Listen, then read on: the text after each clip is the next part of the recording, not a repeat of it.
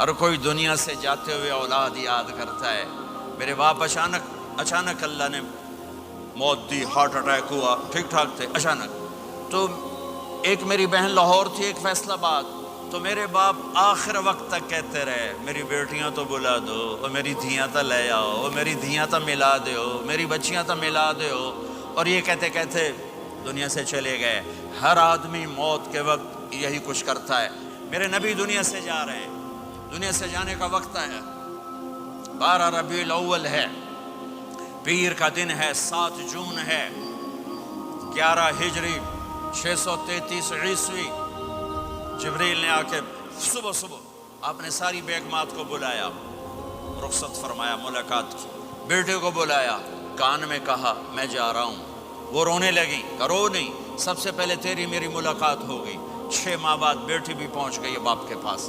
پھر داماد کو بلایا، ان کا سر اپنی گود میں رکھا، کمر پہ ہاتھ پھیرا، دعا دی، رخصت فرمایا.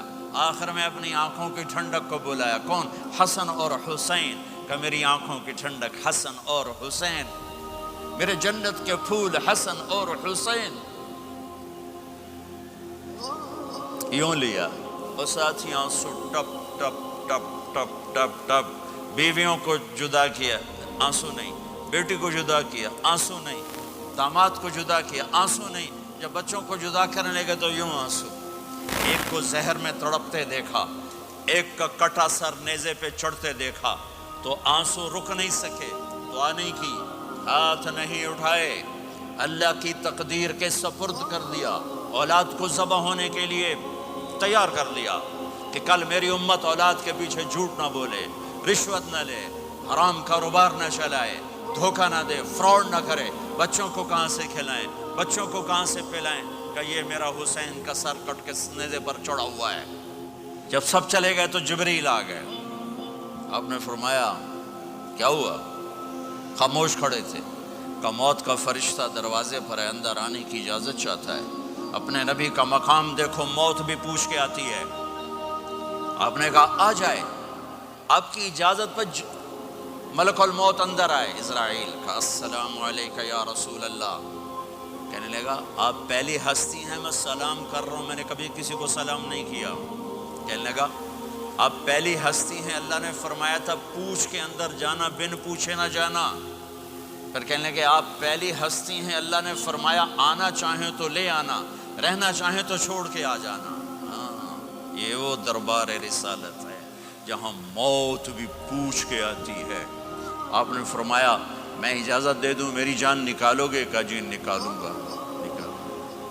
آپ نے یوں جبریل کو دیکھا، کیا کہتے ہو، جاؤں یا رہ جاؤں؟ جبریل نے کہا اللہ آپ کی ملاقات کے شوق میں ہیں، فیصلہ آپ کریں گے.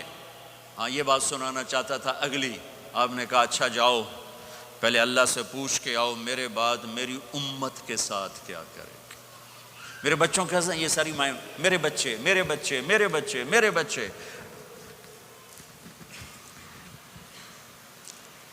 میرے نبی کو تو پتا تھا کہ یہ تڑپ تڑپ کے ایک زہر میں جائے گا اور ایک کا سر کٹ کے نیزے پہ چڑھے گا. کیوں نہیں ان کے لیے ہاتھ اٹھائے؟ ہمارے لیے کیوں روئے کہ جاؤ اللہ سے پوچھ کے آؤ میرے بعد میری امت کے ساتھ کیا کرے گا، میں پھر جواب دوں گا. جبریل واپس گئے، موت کا فرشتہ کھڑا ہوا ہے. جواب آیا یا رسول اللہ آپ کا رب کہہ رہے ہیں آپ کی امت کو تنہا نہیں چھوڑوں گا. مجھے میرے رب کی قسم جو سن رہا ہے جس نے ہمیں یہاں جمع کیا ہے، سنو میری بات غور سے.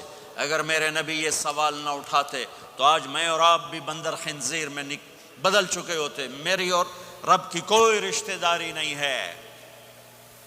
اس امت نے وہ سب کچھ کر دیا جو پہلی امتوں نے کیا، لیکن کون ہے جس نے عذابوں کو روکا ہوا؟ وہ میرے نبی کے آنسو، میرے نبی کی آہیں، میرے نبی کی دعائیں، میرے نبی کی فریادیں، میرے نبی کی تڑپ، میرے نبی کا رونا، میرے نبی کا پیٹ پہ پتھر باندھنا.